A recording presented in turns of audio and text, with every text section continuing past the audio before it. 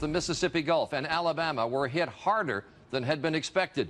A storm surge with a 20-foot wall of water did huge damage to the Mississippi coast.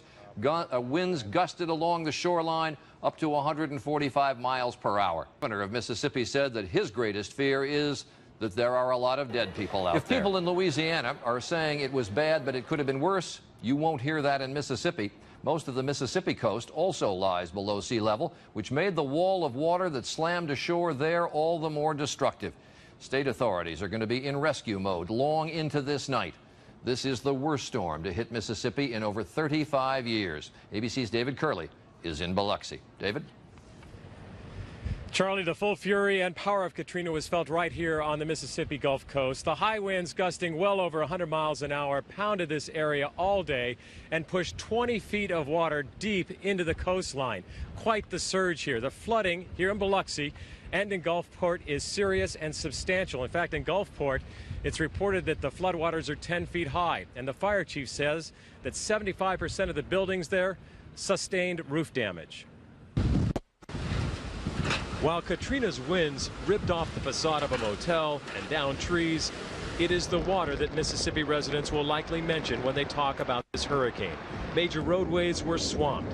Surveying the flooding in the middle of the storm, we found 3 young Mississippians shivering cold, crouched under an interstate overpass. They got caught in the floodwaters and had been forced to swim to higher ground. Probably 2.5 to 3 hours we were surviving under the bridge.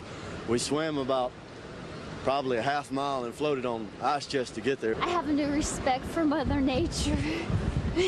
Katrina definitely taught me that lesson. There are reports some residents had to move to the attic, others to the roofs as the water kept coming. The governor was stunned by the damage to his state. The storm surge has been much bigger than anything ever before. The result has been, in some cases, people being trapped in their homes. As the governor was speaking, Katrina continued to howl. It's early afternoon. The eye has passed Biloxi, but you can see there's a lot of flooding here, and it's just starting. The surge back here is a little bit even worse. In fact, we were trying to get to some of the flooding up here. We were on an overpass of the interstate, and as we were sitting still, we got hit with a piece of debris, took out the window in our vehicle. Still debris coming.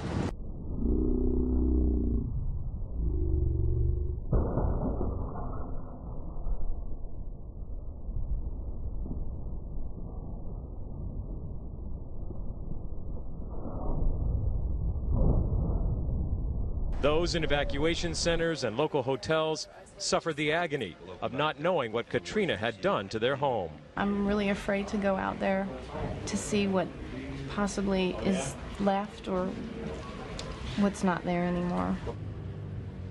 Charlie, you can see that it is still windy here, and as you see damage like this to this hotel and elsewhere, the debris is 4 feet high in some areas, and 375,000 people in Mississippi without electricity. That could last for several days. Search and rescue crews have only been able to get out in the last couple of hours as the winds and rain finally diminished. They'll be working all night trying to get to those who have been stranded by Katrina.